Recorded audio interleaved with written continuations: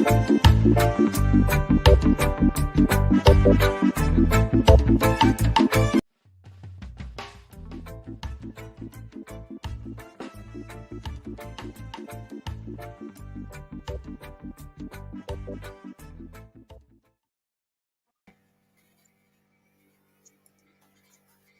day. Thank you for joining us again for the Frankly Speaking Jamaica podcast. This is episode 110. Remember, you may send your comments at any time to us. This podcast will be available on the Frankly Speaking Jamaica podcast YouTube channel after this live broadcast. Please subscribe by simply clicking that subscribe button. Desmond Richards, Winnie Anderson Brown, and Mary White are with us today. At this time, we give you a summary of the presentations of each of our panelists. Desmond, let's start with you. Well, I am going to be talking about the selection of a new commissioner of police. Yes, and you know, yes, sir. What we are expecting. We're coming back to you on it, Desmond. Yes. Okay, Mary. Today I'm talking about fasting. Mary? And yes, today I'm talking about fasting. And yes, go ahead, I'm sorry. And how to fast responsibly to get the health and the wealth that we deserve as human beings. So you want to stay tuned for my 3 tips how to fast responsibly. Right. And why we should fast. Winnie? Yes. Well, today I am going to speak to our values and attitudes as a people and some of our core beliefs that drive our actions. Oh, yes, ma'am. Okay, so let's start with you, Desmond, on the recruiting a new police commissioner. Some people say it's almost done and dusted, but let's hear you. Well, what I can say once again, the 150-year-old organization is in the process of selecting a commissioner. And just for my viewers and listeners, I want to remind them that what you have seen now is that, okay, we had an ex-army officer who was commissioner, and this is one of several army officers since Colonel Macmillan was appointed commissioner in the 90s. You will remember him. So what has happened is that since the appointment of Commissioner Macmillan, army men have been commissioners for a period of time, then they go, and then the force goes back to select one of its own to be commissioner. So this turn they are selecting one of their own to be commissioner. Now the next commissioner has his job cut out for him. And right as before he takes up the position, one of his first tasks is to reduce the murder rate, to reduce crime in Jamaica. Now, whoever is selected for the post must concentrate on that. Now, I see they have 3 deputy commissioners on the front line who are being interviewed. Now, I hope that he will be able to conduct his work and carry out his job efficiently. We are looking towards him for that. And we hope that he is going to focus his attention on the force. The force needs some cleaning up, corruption, right? And one of the things that I observe, that the younger members of the constabulary, they are getting involved in corruption. Corruption is rife downtown Kingston, right? Members of special squad are involved in all kinds of illegal activities down there. And you will see a number of young constables have been charged in recent times. Now, one of the things that the force needs is proper management. And the commissioner alone cannot manage the force. He has to rely on his managers all over Jamaica. And right now they are weak. the inspectors and the sergeants in the force, they need to be taught about management. The force needs management right now. Whoever takes over the position as commissioner, that will be one of his tasks. Before you guys jump on the Desmond, Alan Lewin is online, and he made a very succulent point. He says that they should have a national nomination and let the citizens choose and let us know, choose the commissioner. What do you say about that? And should have a national nomination. Citizens to choose the commissioner.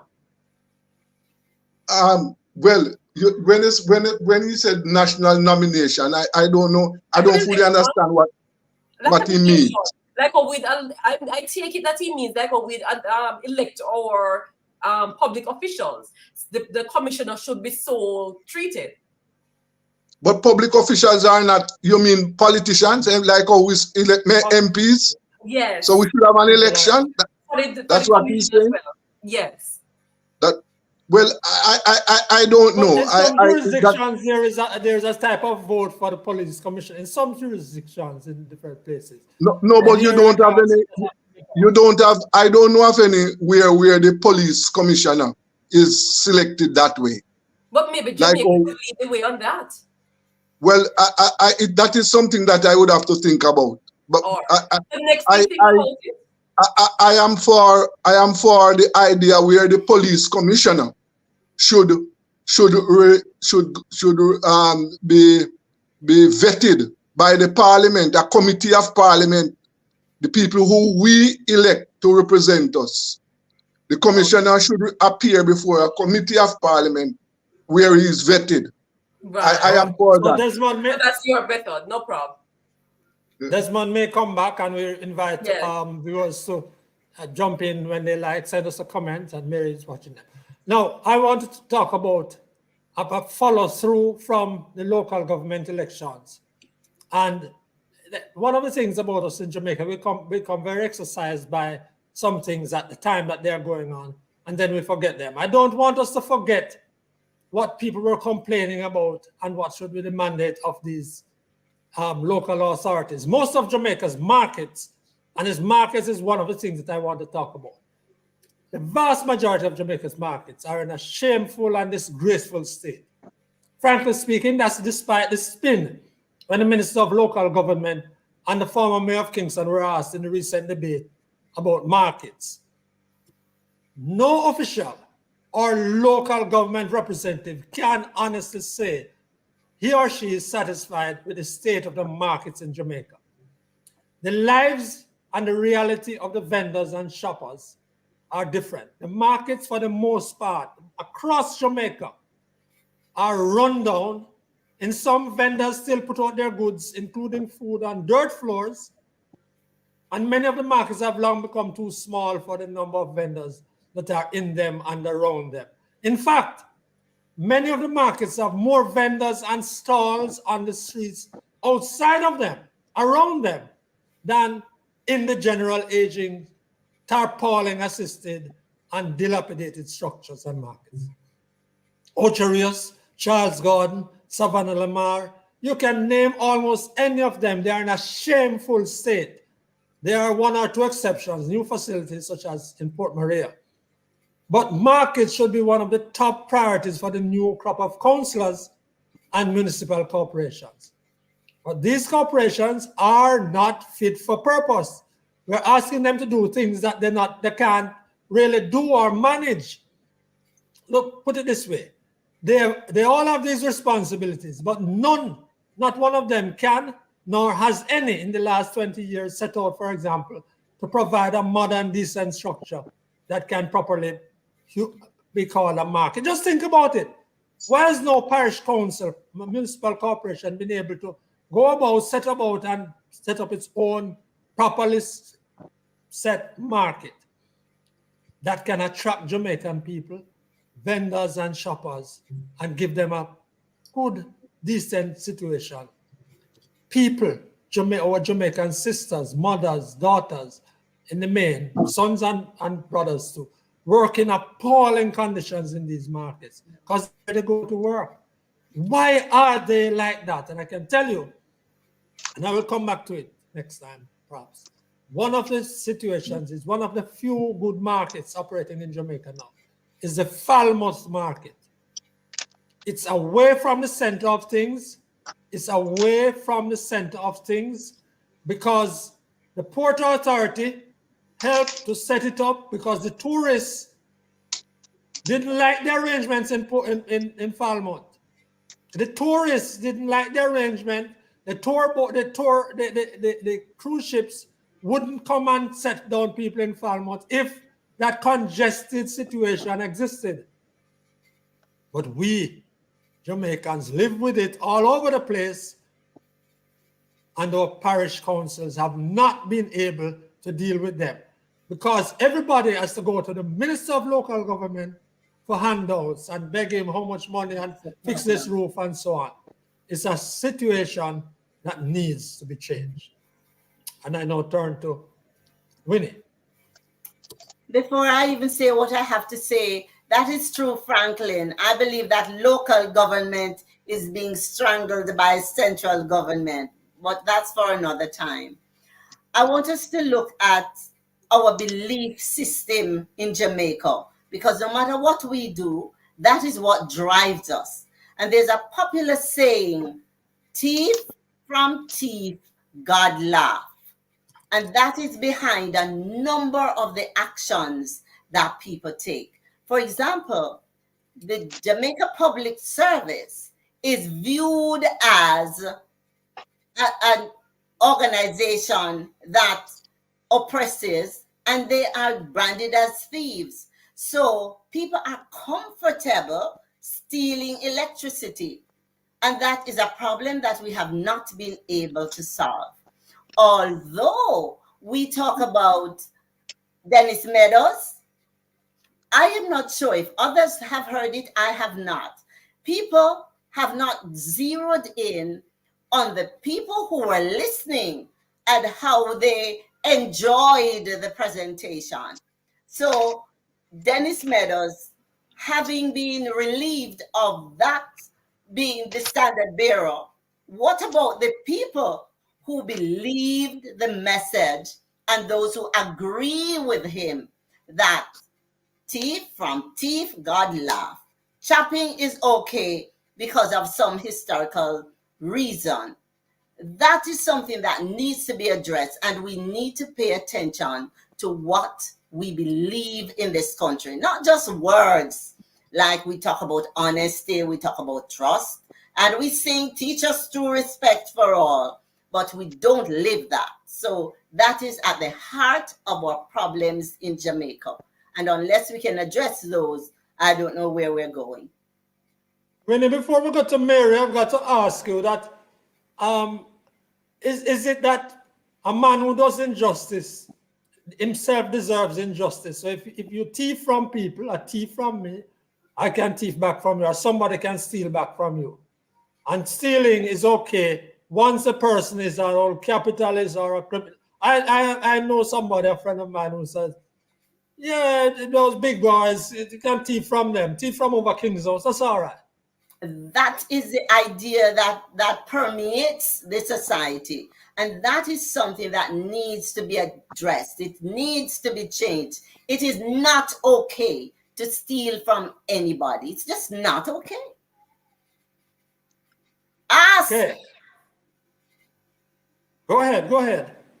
Ask for what you want. Don't steal, regardless of what you see me with. Don't try to take it from me. Ask. So and they say no, and you move on. All right, let's go to Mary. Winnie, I agree. We're not living in a jungle society at all. That's so like everybody just jungle justice. And we need to end it. Because the society, in my mind, Sir Mark and Winnie, is we develop our systems based upon the trends of the people. That's all, in my mind, societal norms are developed. And if there's society do these things where you thief from somebody, you thief back from them, and think it's okay, then generations into perpetuity we'll continue with this normal tradition, and then we will control crime and violence. So everything is all interlinked. And it starts with the mentality and the behavior, the daily behavior of the people, and it's setting the trends for the future generations to follow. It's just bad. Today, I'm going to be talking about fasting as we grapple with a society that is filled with diseases. We seriously need to look at ways of controlling disease in the society. And I am putting fasting on the table as one such mechanism that people can take responsibility and do to improve their health, because you can get 3 benefits that I'm going to share with you from fasting to improve your prosperity. And Mary, even before you start, I've got to ask you, if you are suggesting to me that in this modern 2024, you're going to be telling people to fast to improve their health rather than to diet, exercise, go see a doctor, and live good. Well, all of those work hand in hand. And a diet, Sir Mac, when we hear people talk the word diet, we don't think of the fullness of what that word means. A diet should consist of eating properly, and part of eating properly is eating on time and in a specified time, and giving your body time to rest. A lot of us just eat way too much, more than what we need to survive, and we eat on the wrong times, and so our body doesn't get to do the necessary repair and replenishment and recalibration that is necessary for good health. So a diet, in my mind, comprises of all of these angles that make for it to work in a balanced way. I don't believe I interrupted you at the start. Tell us about this fasting thing you're talking about. Okay. So as the Bible advocates fasting, Brother Desmond, you'll be happy to know, because the Bible tells you that a gluttonous man will come to poverty. The Bible tells you, if you know you have a big appetite, put a knife to your throat, to control, self-control. So here are my 3 ways. 3 benefits of fasting. 1 is a physical benefit of health and wealth. You give yourself, as I was saying to Mr. Mac, you give your body time to rest, repair, and recalibrate. Resting your body from eating at least 12 to 14 hours a day has been proven to allow your body to heal, starve, and the less you weigh is the less you are prone to lifestyle diseases, and the better you will look and feel. So that's benefit 1. 2 is the financial benefit. The less you eat is the less you spend on food. The better your diet is the less you spend on supporting your cravings. Because when you don't eat properly, one of those things that you have to contend with is the cost to support your cravings, which can be expensive. Because today you could be feeling for lobster, or you could be feeling for chocolate bar every day. Those adds up on your budget. When you also eat less or control your thing, you spend less in medical bills because you are healthier. So you're going to the doctor less. That's the second benefit. The third and final benefit for me is the mental benefit, mental health and wealth. Food enslavement is controlling too much of the population. We are controlled by our bellies, and the Bible tells us that meat for the belly and belly for the beast, but the whole of them going to be destroyed. So learn now to control yourself. So when you have self-control, you are able to free up your mind to be even more productive, more constructive, to take better care of yourself, to grow, to be more grounded, to live a more balanced life. So therefore, I say to you, change your relationship with food now. Eat responsibly. Start fasting today to enjoy the prosperity of physical as well as spiritual and financial prosperity. Yes. Let me ask you a question. Yeah. What about persons who have some medical conditions, like for example, people who are diabetic, and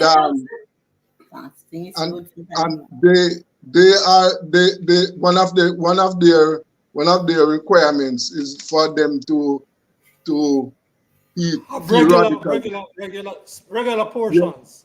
Yes. How do those persons go on fasting? First, fasting help people with diabetes, Yes. right? So a lot of Fasting people are helps you with getting onto what? that trap because we're talking about responsible fasting here. You heard my word, responsible, because there's starvation and then there is fasting. I'm not talking about starvation. What? Give me a sense, Mary. What you consider fasting? All right. How For much me, time? I will use myself as a model. I give my body 12 hours, minimum 12 hours rest per day. So that because once your system is engaged, then your body doesn't go into repair No man, mode. And that's what you are causes saying we should be without food. 12 Sorry, hours. Mary. I try to get it all right. Yes. We So should be what do I without food for 12 hours. 12 hours. So I eat between the hours of 6 in the morning and 6 in the evening, which is enough time to give my body the food for the energy, the fuel that I need to operate during the day. At 6 o'clock in the No evening, snacks. during the daytime, you can snack. But at night, snacking re-engage your system and it disturbs your rest. So you don't get that 12 hours if you snack at night. And snacking at night is one of those culprits that leads to diseases such as diabetes and hypertension. So we have to cut that and allow our bodies to rest 12 hours a day without Mary, disturbance. you can bring the medical evidence next week to say snacking after 6 or at night help Within to a lead to 12-hour rest diabetes, period. One So of, it doesn't one of the hypertension. things, one of the things that I can add is that there are hundreds and thousands of people globally, but I'm in Jamaica. There are many people in Jamaica who are on fasting, and this is not deliberate. They are unable to find food. That's Yeah, starvation, Sir Desmond, which is a different thing. Okay. We're talking about responsible fasting to help your body to heal. I am saying to you, When the birds I go am on roost at night time, Brother I Desmond, I you know, heard they what I heard what you said, I heard what you said. So you can call what I am saying irresponsible fasting. But yes, I am telling you that there are people in this country who are forced to fast. But that's not this fast. Let's pay Mr. attention McKnight, to the comments. I want to share with my listeners something about the local government elections that Comments. Yes, sir. Please do. we are inclined to forget it. No, I'm gonna comment. first of all, 70% of the voting population did not participate.